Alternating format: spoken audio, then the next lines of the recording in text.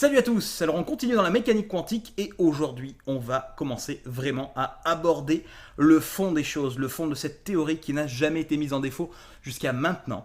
C'est une théorie, vous le savez, qui est très mathématisée, qui est basée sur tout un tas de postulats et aujourd'hui on va simplement, en toute modestie, nous allons énoncer les postulats de la mécanique quantique. C'est parti!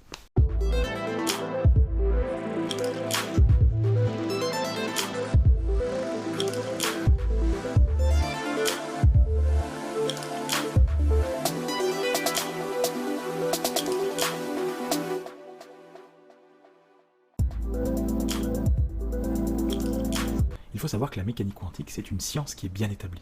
Elle n'a jamais été mise en défaut pour le moment, et on l'utilise pour décrire la matière. Quelques grands noms que vous avez entendus de la mécanique quantique, Bohr, De Broglie, Schrödinger, Heisenberg, Pauli, Dirac, Fermi, Bose, von Neumann, Jordan, Born, Wigner, Jordan, Einstein, etc. Il faut savoir que c'est une théorie cadre. Le mouvement, par exemple, la mécanique classique peut le décrire. Les mouvements relatifs, c'est la relativité restreinte. Le rayonnement, la théorie du rayonnement, c'est l'électromagnétisme. Et le rayonnement d'une charge qui est décrite dans l'univers du petit, c'est l'électrodynamique quantique, par exemple. D'accord, voilà. Donc le quantique, ça va traiter à tout ce qui est petit. Alors tout d'abord, le postulat numéro 1. On va définir ce que l'on appelle l'état quantique. L'état quantique permet de décrire un système. À un instant t0 fixé, l'état d'un système physique est défini par la donnée de ce que l'on appelle un ket, qui appartient à l'espace des états.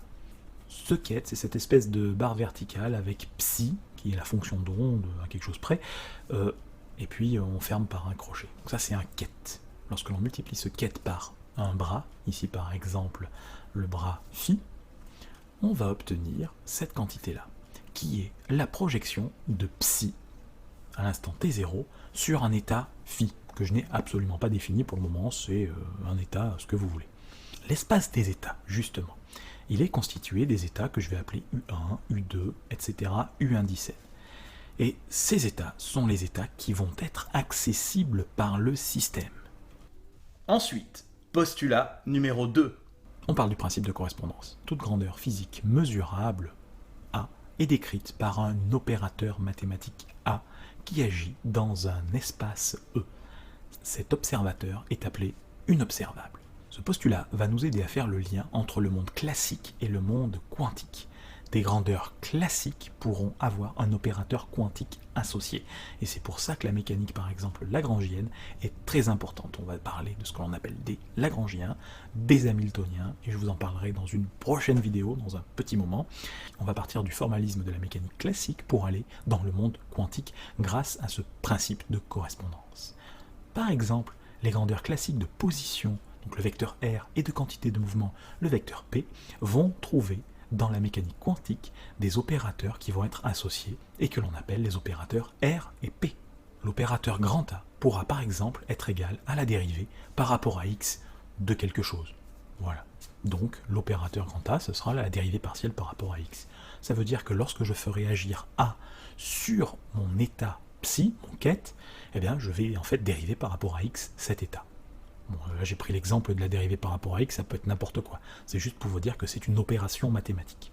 L'observable A est un opérateur qui est dit hermitique.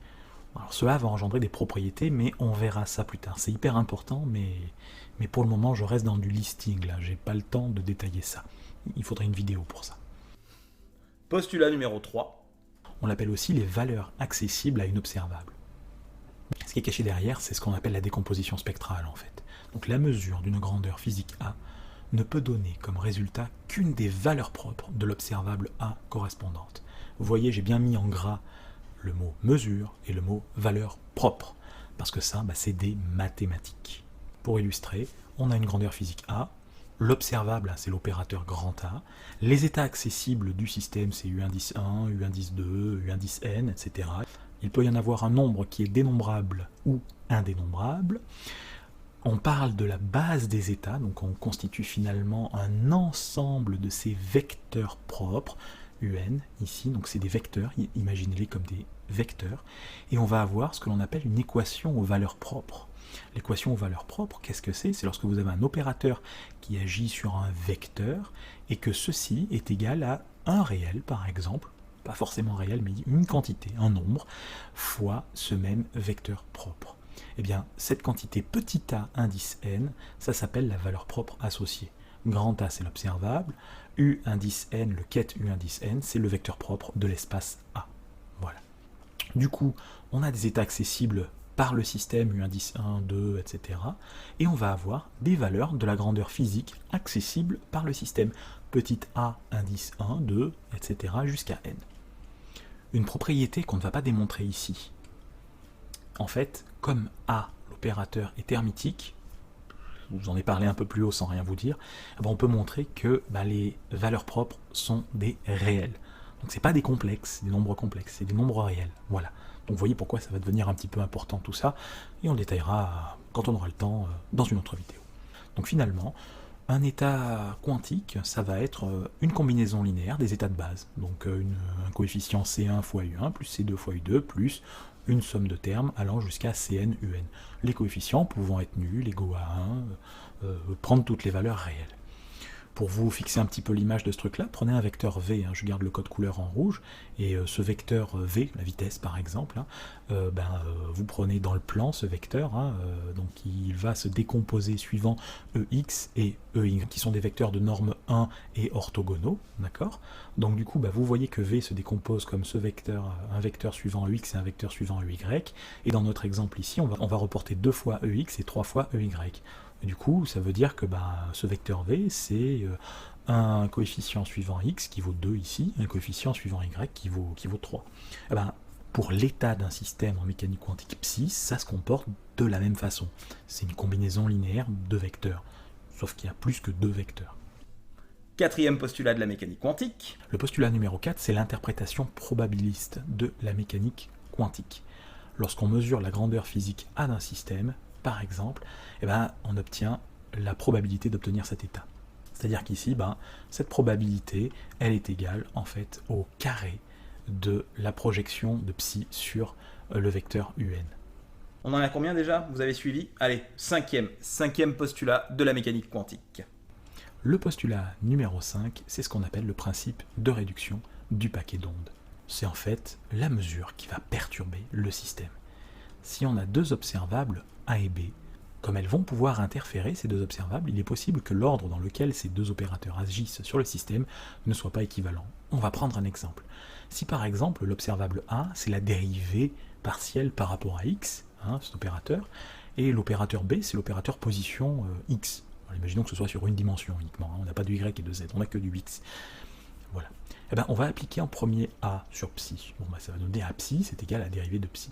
Et ensuite, on va appliquer B sur A psi. C'est-à-dire qu'on va faire x fois la dérivée partielle de x de psi. Maintenant, on fait dans l'autre sens, c'est-à-dire qu'on va d'abord appliquer B. Très bien. B, psi est égal à x fois psi, finalement. Et du coup, on va appliquer A sur B psi. Ça va nous donner la dérivée par rapport à x, entre parenthèses, de x fois psi. Et du coup, là, vous avez la dérivée d'un produit, et vous savez tous que, comme on a la dérivée d'un produit, il va falloir utiliser certaines règles de dérivation, tout ce qui est de plus classique. Donc, la dérivée par rapport à x du produit x psi, ça va être égal à x fois la dérivée de psi, plus psi fois la dérivée de x. Donc, ça nous donne deux termes. Et la dérivée de x par rapport à x, ça vaut 1. Du coup, vous voyez que ce terme-là est en fait égal à, comme on l'a vu plus haut, b qui agit sur a psi. Du coup, qu'est-ce qu'on peut dire? On peut dire que AB psi est égal à BA psi plus psi. On peut mettre ça sous une forme un petit peu différente et faire passer maintenant BA psi de l'autre côté. Et on voit que AB moins BA qui agissent sur psi, dans ce cas-là, ici, dans mon exemple, c'est égal à psi. C'est pas égal à 0, vous voyez? Cette quantité ici, là, AB moins BA, on appelle ça le commutateur des observables A et B. C'est un objet qui va être très important. On va parler d'observables qui commutent, d'observables qui ne commutent pas dans le futur. Donc hyper important comme objet. Et donc dans notre cas ici, il ne commute pas, puisque le commutateur qui agit sur psi n'est pas égal à 0 fois psi, il est égal à 1 fois psi. Donc certaines observables vont commuter, d'autres ne commuteront pas. et nous verrons ce que cela implique dans une autre vidéo. Sixième postulat de la mécanique quantique. L'évolution temporelle de l'état quantique. Alors ce truc-là, c'est hyper sympa, puisqu'en fait c'est l'équation de Schrödinger. Et cette équation de Schrödinger, j'en parlerai dans une vidéo future. Donc en fait la vidéo qui suit, juste après je peux vous spoiler le truc, donc je ne vais pas en parler maintenant. Il décrit comment un système, par exemple initialement dans un état au début, va évoluer vers un autre état ou un autre ensemble d'états au bout d'un certain temps. Donc c'est une évolution temporelle. Alors, allez, je vous le donne juste comme ça.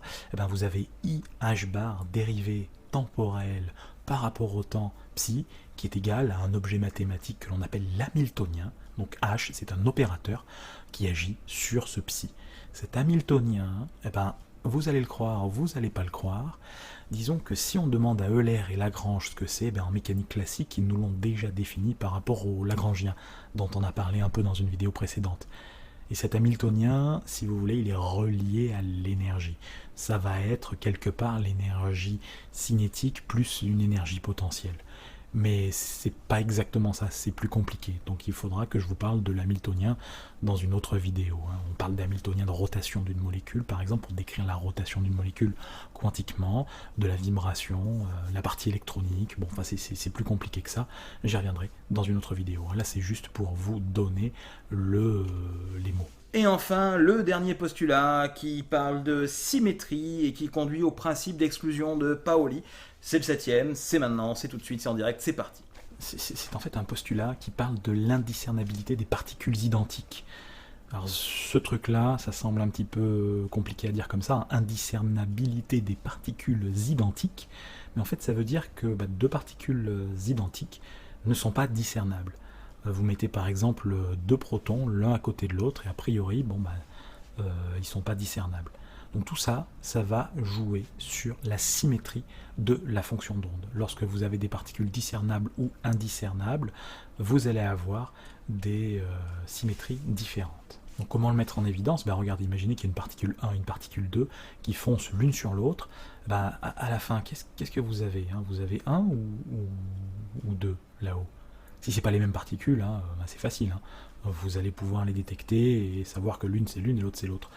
Mais si c'est les mêmes au départ, si 1 et 2 sont identiques, comment vous savez que c'est 1 qui est allé en haut et pas 2? Voilà.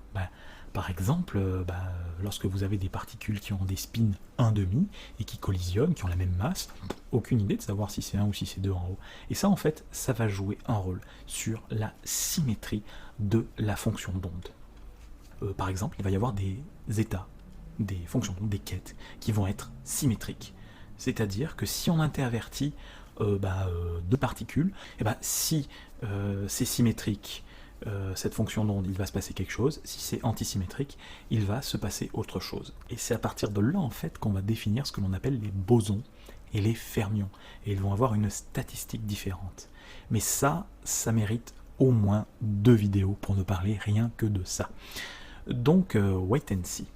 J'espère que cette vidéo vous a plu. Vous avez vu qu'on a fait un survol des postulats sur lesquels est réellement basée la mécanique quantique. Donc on a commencé à mettre les mains dans les mathématiques. Et je peux vous annoncer que la vidéo d'après, on va aller encore un cran plus loin. On va se focaliser sur un seul de ces postulats.